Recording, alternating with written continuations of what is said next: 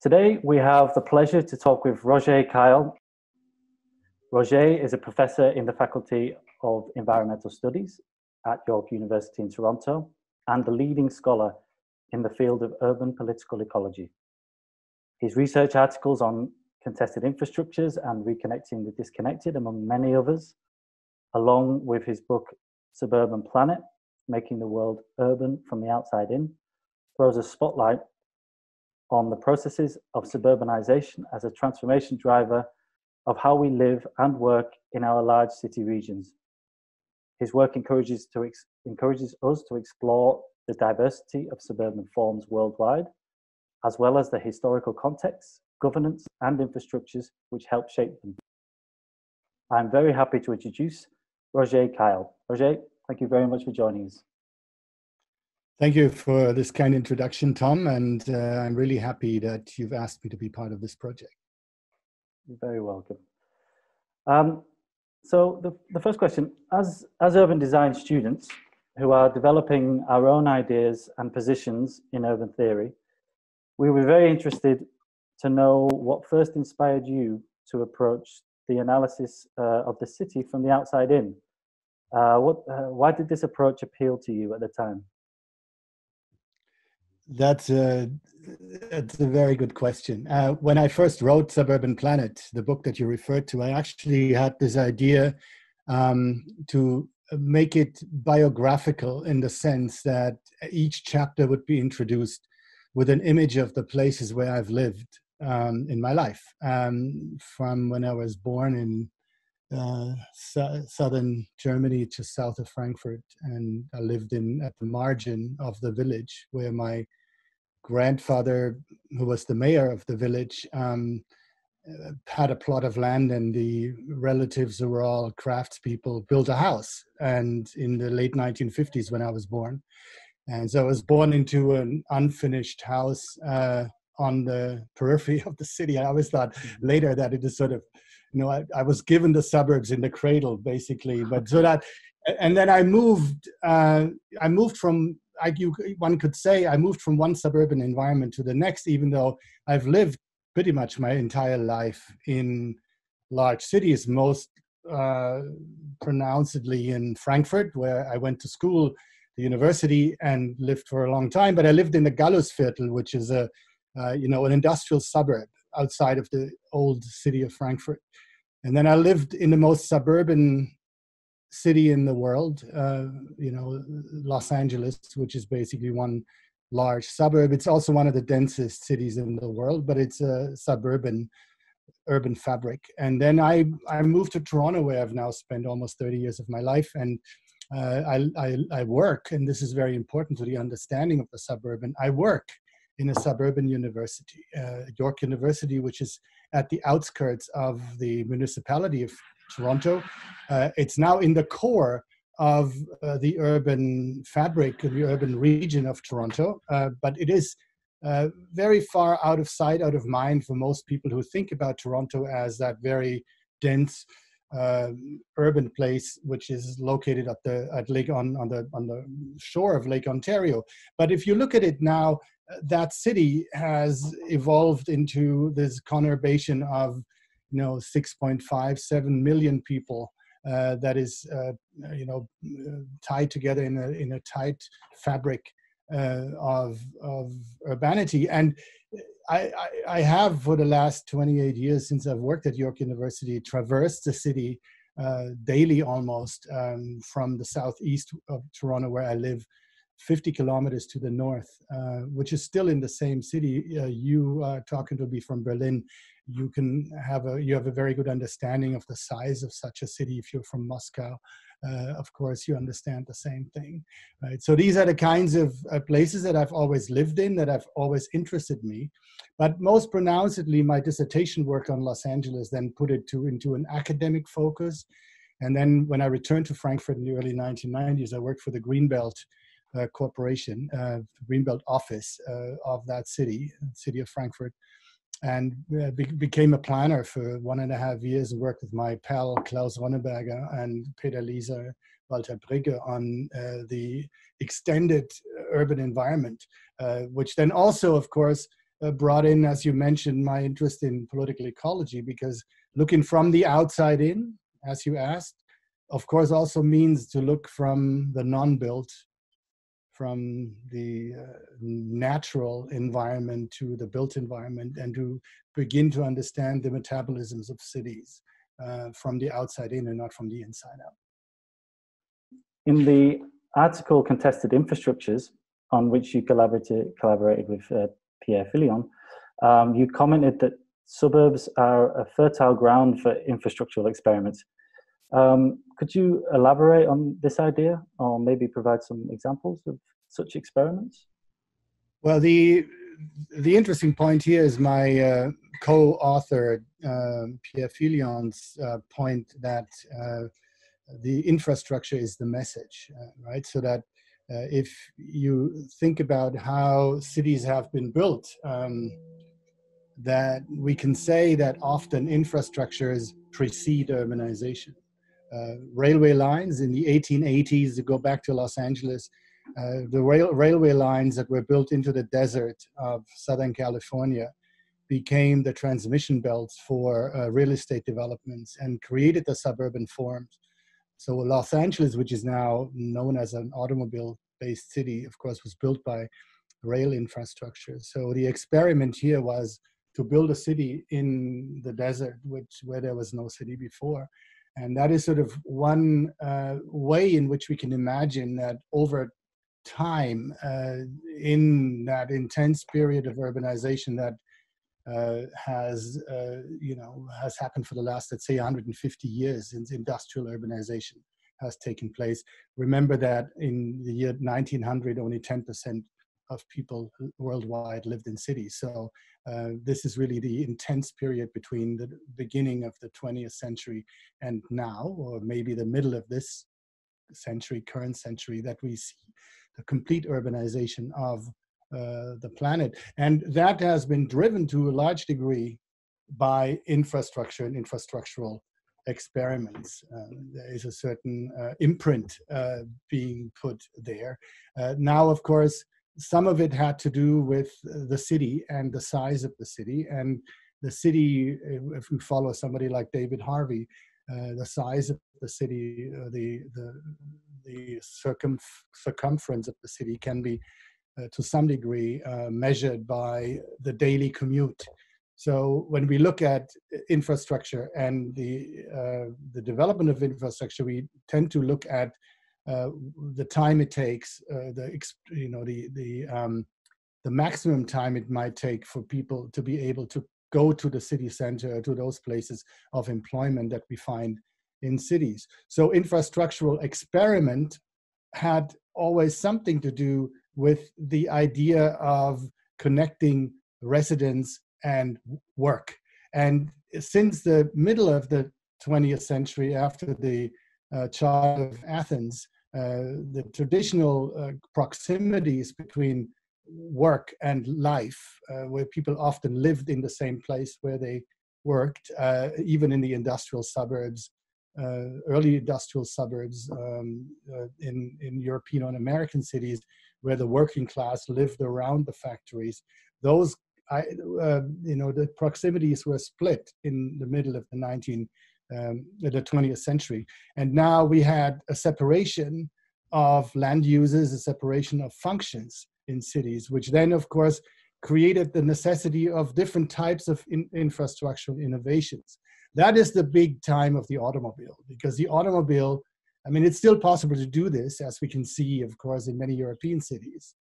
But it is the automobile is the brilliant and deadly solution. Brilliant, I shouldn't say deadly, but the brilliant and destructive solution or innovation that is made, that makes possible to live fairly far away from where you work. That, of course, has created this push for the peripheralization of urbanization around the world. It has made that possible until, of course, it all becomes congested, and there are diminishing returns to creating connectivity by the automobile, because you stand in congestion as you go to work with all the other millions of commuters who are driving into the city. Mm-hmm. And that is true for most European cities, but also, of course, we know that for cities around the world has been the predicament of that. So what we have here, to come back to this, the question, of experiment and the suburban, is that the suburbanization of our lives has been very reliant on and dependent on this particular infrastructural innovation of automobility in the 20th century, which of course is both, as I said, solution and crisis at the same time, as we realize now. So when we look at the suburbs today, at the suburban today, the spirit of our article, Pierre Fillion's and my article, of course, is that we try to think beyond that conundrum, to think beyond that impasse that was produced by automobility, and to say, how can we live in a suburbanized world? We can't just bulldoze it all and rebuild it as dense, compact city.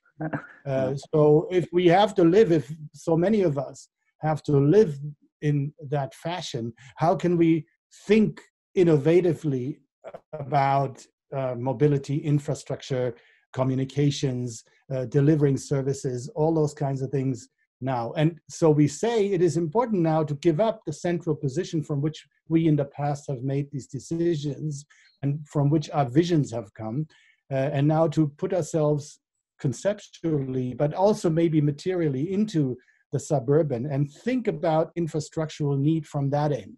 And we can talk a bit about how different that might be for different classes of people in those peripheralized spaces. Yeah, absolutely. And I think it kind of leads on quite nicely to the next question, because we also see examples of these large infrastructure projects, particularly road use and rail, which have almost precipitated or facilitated the development of these in-between cities, which don't necessarily have the access to the infrastructures which connect them to these cities, to the metropolis, for instance. So the question that I would like to ask is what steps could we take with regards to infrastructural development, which could reconnect these so-called in-between cities, and possibly how can design collaborate with other disciplines in order to facilitate this? Yeah, that's a key question, of course. Both sides of that question, what can be done and what role can design play. Now, I should add something to what I said earlier, which it was only about the commute. Of course, this in-between city, if we call it that, also is the home of supralocal infrastructures that must not be forgotten. So you have a white elephant of an airport in the periphery in Berlin. That's not, is it open now? I don't even know. I can't follow it anymore. I grew up in Frankfurt, as I said. There are two items in Frankfurt that everybody knows before they've ever been in Frankfurt, which is the Frankfurter Kreuz, the highway intersection, which is the first of its kind. It's 100 years old. And the airport, which is Germany's biggest airport. It's impossible to understand the infrastructure of a city like Frankfurt without understanding those kinds of airports. And that is not even mentioning like garbage dumps or other local, regional, and supra-local, supra-regional, more than regional connectivities that the periphery, that in-between city, has to take in. So it's not all local what is in the periphery. It's not all local what is in the in-between city. So that needs to be. So when we start thinking about what could be alternative futures for these in-between cities, we need to address at first those supralocal infrastructures.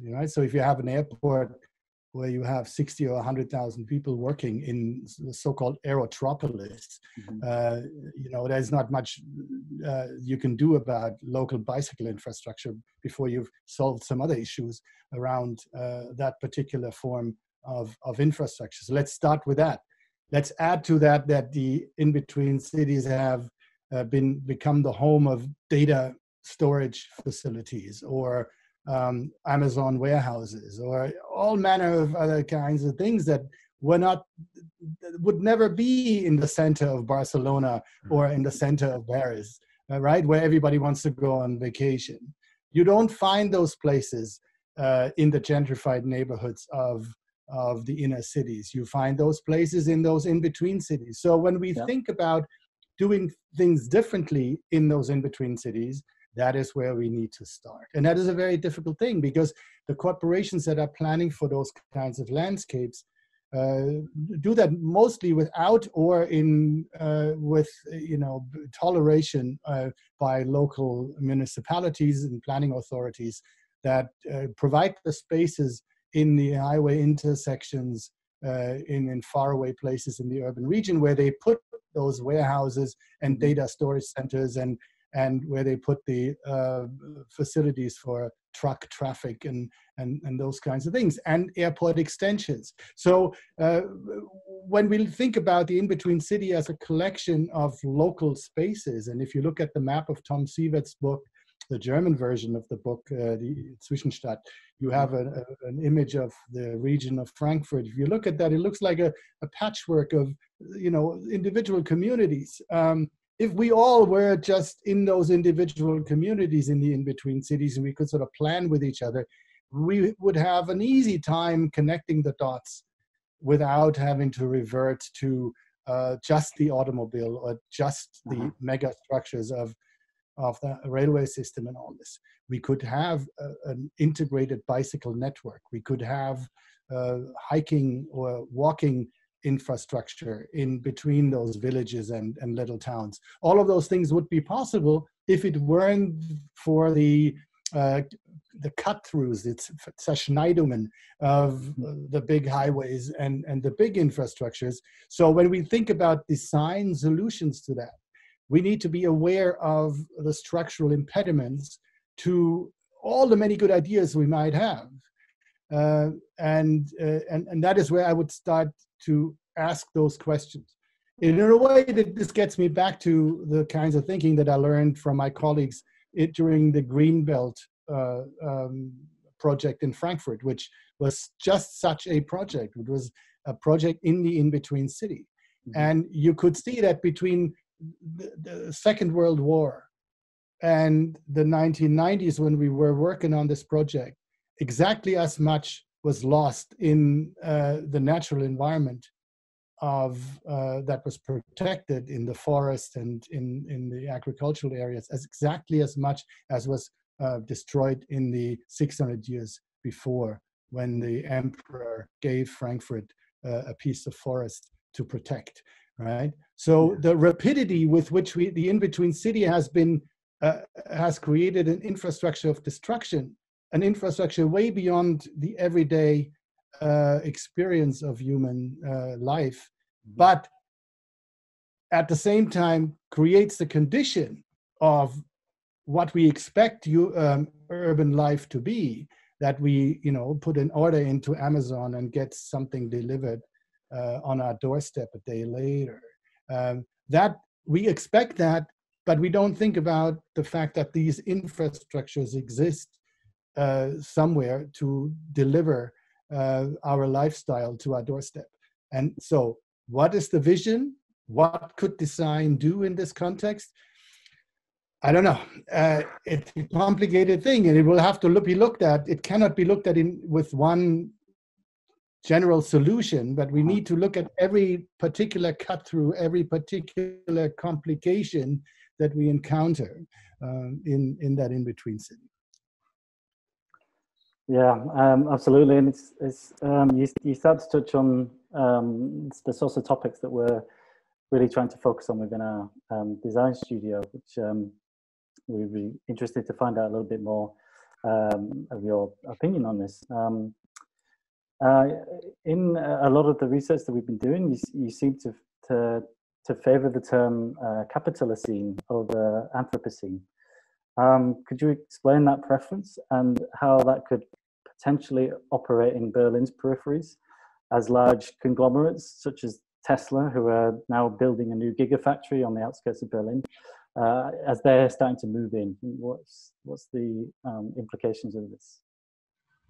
Well, the simplest way, without getting too philosophical about this, the vision between, or the distinction between the capitalist scene or the Anthropocene, the main political difference is that the conversation about the Anthropocene blames all of humanity for, or says, links a particular geological period to all of humanity, and the humanity, and particularly in the common way in which the word Anthropocene is used, links it to industrial, to the industrial period, particularly the last 200 years. Mm-hmm.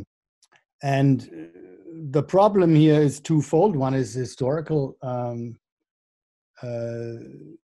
which is the fact that the actual exploitation of natural environments goes back to the beginnings of capitalism and goes back to colonialism and the exploitation of cheap labor and cheap nature, and to make labor and nature cheap in order for them to be involved in the exploitation or in the accumulation of capital. And that is, so it's a historical process that precedes industrialization. And that's Moore's thesis. But it also means that today, in political terms, as we've heard a lot of that rhetoric during the COVID-19 pandemic, mm-hmm. is that we're all in this together. So the idea that the Anthropocene, makes us all brothers and sisters, and we need to now stand together and do something else with the natural environment to save it. Here, the idea of the Capitalocene says basically, well, let's look at what kind of humans are responsible for the damages, right? So, mm-hmm. so who is to blame? And that, without making this too simple, you can't just say, "Oh, look, here's Jeff Bezos," or here is the producer of Tesla, Elon Musk. Who these are the guys now that we need to just focus on these guys. Of course, they need a lot of focusing on, because in fact their wealth is constantly growing at the expense of not only other human beings, but also at the expense of the natural environment. So it makes some sense to focus on them specifically, because they're the figureheads of a particular kind of ravenous capitalism that we currently live in. But this is too simple. So what we need to look at is the systemic forms in which capital is being accumulated and produced. And here we constantly find Moore's idea about cheap labor and cheap nature, is that this is a constant in the way the Capitalocene reproduces itself, which is to go to ever faraway places, and into the peripheries of the planet. And if there are no more peripheries to find, like the Amazon or parts of Southeast Asia where tropical forests are being cut down, and when those peripheries are not found anymore, because the planet is completely urbanized, capitalism produces new peripheries, creates peripheral situations for labor and for nature, through which exploitation can continue. So for the last 30 years, it was China that was the place where labor was peripheralized and was made indispensable for the accumulation process of global capitalism, right? But China was a produced periphery. It's not a geographic periphery. It was produced by a pact between the Western markets and the Chinese producers. So that shows some of those processes. And here, in that relationship between the East and the West, between the United States and China in particular, it's not so easy anymore to pin down particular guys like Bezos or Musk and to say, look, these are the bad guys. We have to focus on what they do. But here we have a fundamental systemic way of production and reproduction that enables capitalism to continue, well, for now, to continue, because it's producing one crisis after another, including the current pandemic. But at the same time, it is more difficult for us to pin down points of action where we can say these are the neuralgic points of the Capitalocene in which we perhaps have some opportunity to turn it around. Mm. Yeah, and it's interesting. And I was going to ask whether you feel that Amazon and Tesla are forces for good or forces for evil, but I don't think I'll continue down that. I think you've. No, I mean, I'm not. A lot of people. I mean, I rarely order anything from Amazon, and I don't drive a Tesla. I have no investment in those particular technologies. No. But a lot of people have sort of an impulsive reaction to the tech capitalists. I don't. I mean, I could see if the way that the Russian revolutionary Lenin once talked about the railways as a possibility. I mean, if you look at the railways at the time of the Russian Revolution, they were an instrument of German or British imperialism, right? So it would have been almost unimaginable for any revolutionary thinker to say the railways could be a force of something positive. So perhaps there is something in Amazon that can be salvaged in terms of organizing space and making it possible for people around the world to have stuff that they need, But where was Amazon when we needed emergency equipment for the nurses? Where was Amazon where we needed the masks for urban populations around the world? Where were they? Where was Elon Musk when we needed solutions for the current crisis, right? He was flying to the moon. Yeah. Exactly. So the question about, it's not a romantic relationship that one should have to these technologies. It is a relationship of use value over exchange value. But for them, for those techno-capitalists, it's only about exchange value, right? And that makes them so despicable. Yeah, and if we just refocus on these, on the peripheries again, and the regions in which they manifest themselves, what are the implications for social cohesion, for instance, in peri-urban landscapes when logistical hubs become increasingly common? What's the social implications of within these areas? Well, the most important thing is, of course, that these landscapes tend to be landscapes of diversity. If that is the case, then if one of the things that we have been saying is true, that the inner cities have become more and more monocultural, they tend to be whiter and more wealthy than the rest of the urban region. If we look at all urban environments now, it doesn't matter where you go in the world, you tend to see more diversity in the urban periphery. I mean, that is, to say something like that about a planet of 8 billion people is always dangerous, because somebody will always find the opposite of what I just said. So, but generally we can say that you find a lot of opportunity and possibility in those massive suburban environments. And as my colleague Abdul Malik Simon has just written somewhere, those massive environments have potential because they include processes of daily negotiation amongst the urbanites and the peri-urbanites and the suburbanites about how to live their lives. So this is not quite Manhattan in 1910 or Vienna in 1890, but there is something going on in these peripheries which is unprecedented.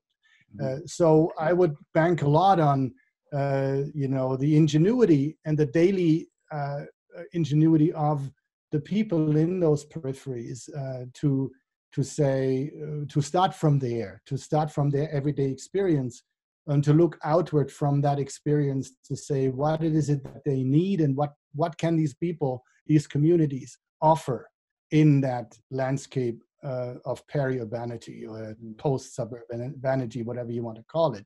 So start with the people, start with the ingenuity of those often majority immigrant communities, start with the majority working class communities that you often find in these environments.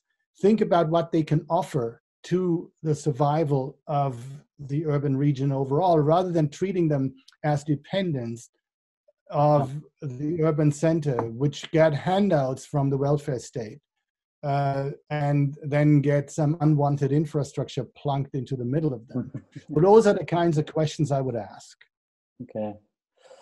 So you would see, because it's quite easy to concentrate or focus on the sorts of problems that are found within these areas, but you see them more as potential. You see the potential rather than the conflicts. Yeah, no, I mean, the conflicts also have potential, right? I mean, which we see right now. There is a suburban community outside of Toronto. I mean, these suburban communities in Toronto are like cities in themselves. There's a city called Brampton, which now, is pushing towards 1 million people at one point. It started as an agricultural village 50 years ago, but now it's a city which is larger than most cities in Europe. That city is a city which is majority non-white. It's a majority immigrant city. Yesterday or 2 days ago, there was a demonstration of high school students down the main artery of that city against racism in the school board, right? Because 10% of the school children in Brampton, in that school district, are Black, but 30 or 40% are regularly punished by the school board, 30 of Black children. So now in the current uproar and insurrection around the murder of George Floyd, we now all of a sudden those suburbs of color, where you have what we in Canada call the majority invisible minorities, visible minorities, that it is in those parts of the suburban that conflict actually is generative of new types of sociality. And it's great that it comes from young people. It's wonderful that it comes from high school students, and that they show their presence in the streets. Because the way the urban literature, the professional voices are talking about the suburbs is that the suburbs are a place of passivity, a place of privacy, a place of personal decision-making for a family or for individuals. But they don't see the sociality in the community in the suburban fabric. And I was really heartened by that particular example of conflict, right? So sorry to interrupt you, but that was important for me to say. I'm not just saying, let's forget about the problems and the conflicts in those places. No, the problems and the conflicts of these places can be generative of a new form of urban living that center does not even take into account. No, absolutely. So as we now look towards the future, particularly in these regions, and we talk about conflicts and the types of issues that take place there, could you maybe describe some contemporary forms of governance or participatory models which could better equip us to understand the social and economic problems found in suburbanized or peri-urban landscapes? But one of them is linked to what I just said, is the realization that the people in suburban communities are not passive consumers of privatized spaces, but they do have an interest in public life, that they themselves have ideas and visions about the communities in which they live, that they also often are underrepresented in the decision-making processes that determine the outcome of their lives, that most planners in these environments planners and politicians don't tend to represent, reflect the diversity in those communities. These suburban communities have often been run by real estate-oriented politicians that were just there to create more real estate and more development. So there's now a change in that, and I think it's important to understand that's the first thing that needs to happen, is that local municipal democracy actually means what it says, meaning local and municipal democracy, that there is some form of representation that hasn't previously existed. So that's where I would start. The second thing is, of course, that the more these peripheral areas become urbanized and are hit with urban issues and urban problems, they cannot be run anymore as if they were remote places or places that are non-urban. They are not rural to begin with, but they're also not suburban in the classical sense, where all you needed to worry about was who picks up the garbage every week. That's all that municipal politics was about. But now all of a sudden you have to deal with racism, you have to deal with quality education, you have to deal with welfare, you have to deal with homelessness, you have to deal with the introduction of new industries into that area. So it's those kinds of things that now are on the agenda of these peripheral communities. And because that's, where a lot of my passion is, of course, also the relationship to natural environments, the relationship to metabolism. So questions about the relations to the regional environments, the recreational spaces of the urban region, those are central to those peripheral communities, and they have a lot to contribute. And the connectivity between the inner city and the rural environment goes right through the peripheral, through the periphery and through the in-between city. So I think those communities, those populations can play a role in determining. And again, Tom Sieverts, of course, has thought a lot about this in terms of how can such an anesthetic landscape be mobilized to become part of a more active part of the urban region. Yeah, absolutely. And that leads me on to the next question and the final question, which is, again, as we look towards the future, can you point to a city that you think is moving in the right direction or is achieving big things with regards to urban political ecology? Well, that's a tough question. I could make it easy and say, well, there's Amsterdam and Copenhagen and Barcelona and all those places, and certainly Berlin, right? I mean, there are places in Europe that get mentioned in that context. So you can go and say, well, we have Curitiba in Brazil, and we have Belo Horizonte in Brazil. We have the Colombian cities, which have come back from a bloody, violent history and now are being shopped around the world as examples of good urbanism. All of those things are well known to us. But, these are the textbook examples that many people would mention. And I think there's some truth to that. Let me talk about my own city where I live and where I've lived now, as I said, for about 30 years. And I think there's something to be said about this region, which is a terribly urbanized environment, and it has some real brutalscapes, as my friend Paul McGinn in Australia and I have been calling them, brutalscapes that so they're not even anesthetic, they're just anti-aesthetic places, where you have 8-lane, 16-lane highways and the largest airport in Canada, one of the largest airports in the world, huge recycling facilities, shipping facilities for railways that are bigger than the entire inner city. Those kinds of things all over the Toronto region. But Toronto has, over the last generation, as other cities also have, attempted to turn things around in the sense that we now have very clear legislation in the province of Ontario, which is, has now about, I think, 14 or 15 million people living in it.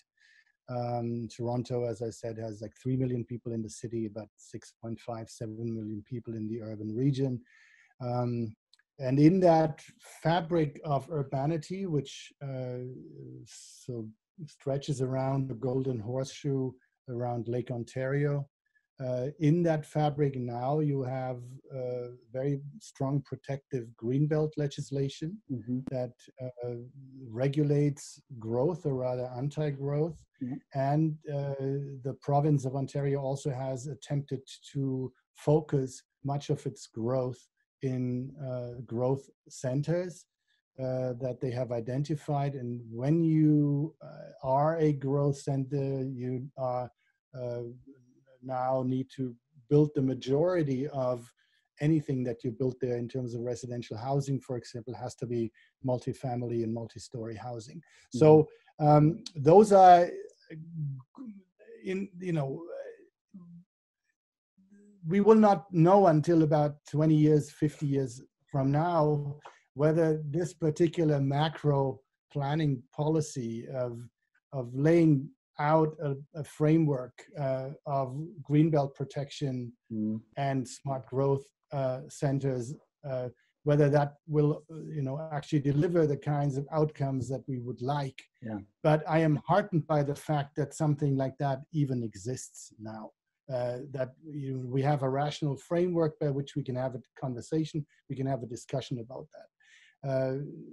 The major drawback to those kinds of reforms has been, and that's where those European cities that I mentioned have a bit of an advantage, is that in North America, because of the priority of property, of private property, is so dominant that it is difficult to think beyond the individual patch of land on which people own their houses, and what to do with that relationship between public need and private greed is something that is more difficult to imagine. But I would think that there are other places also where that is a problem around the world. So Toronto is certainly not unique, and perhaps Toronto has it easier in many ways to deal with these kinds of contradictions than our neighbors to the south in the United States, where property is even more and higher valued. So if we think about that large macro framework for planning, where it is clear not only to planners, but also, of course, to the investors and to people who come and want to develop something, it's clear what the rules are. That's very important. And then once we know that there are rules, we can say, okay, let's negotiate, right? And there are lots of negotiations. And of course, I'm not naive. Most of those negotiations support the powerful and the rich. That is another question. But if it's just about planning, it's just about a good example of how to involve, or to create public policy and planning frameworks. I would, to some degree, defend the Southern Ontario model. And I often speak to my European friends and colleagues about that, and they are flabbergasted when they come here. They don't understand how something as brutal as that can even exist. And then I must remind them that, of course, we are an immigrant country, and we have taken in hundreds and hundreds of thousands of people every year. And the majority of those immigrants, like myself, move to the large urban centers, of which Toronto is the largest in the country. So if we wanted to be naive about it, we could say, well, if I lived in Zurich or in Darmstadt or in some other place, we don't have these problems, of course, because these places are not immigrant societies the way Canada is. So to regulate such growth, Toronto is the fastest growing city in North America now. To regulate such fast growth, you need some very good, strong frameworks to develop. What I would like to see is moving away from that property ideology so that some of the other things that we talked about earlier in terms of infrastructure and innovation and all that would also find a place. Now, of course, we also have to see how that all works out after the pandemic. Yeah, absolutely. When we, started talking, I mentioned that I work in a suburban university. I haven't seen the inside of that university in months now. My students are not going to that university. So the question about how that particular urban fabric will look and what the next steps will be in doing good things in terms of planning and governance, that will have to come out of the reopening process, and we'll have to see who are going to be the strongest forces and voices in that process. Yeah. So really, it's really based on sort of public policy, which really needs to be addressed and sort of enforced, to not to reject, but to set some real boundaries on larger, richer corporations really transforming these regions. Yeah, but those larger policies will only be a progressive possibility when they work with the people in the grassroots, in the communities. Absolutely.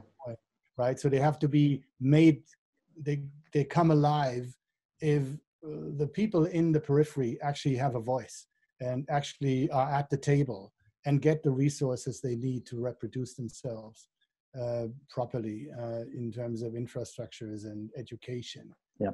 And jobs is a very important thing. You can't have all the jobs downtown. You have to have employment in the periphery, meaningful employment, not just low wage, minimum wage type employment at the periphery of the labor market, but you also need to have high quality jobs in the periphery so that the young people stay there, that there is some life and it doesn't become enclaves of the forgotten and the retired. Yeah, absolutely. And because what tends to happen is that these younger people are drawn away from these regions and drawn into the center where these jobs are. So, yeah, Roger, it's been really, really nice to talk to you. It's been really interesting, and a lot of the insights that you've given us. So, thank you very much for taking the time to talk to us. We would also really appreciated the opportunity. Thank you. We would like to invite you to follow our progress via our website, bb2040.de, which will also include the results of our studio work on the infrastructures of consumerism. So please feel free to take a look. I'll check in with you again, and I'll stay connected. Thanks very much, and good luck with your work. Thank you.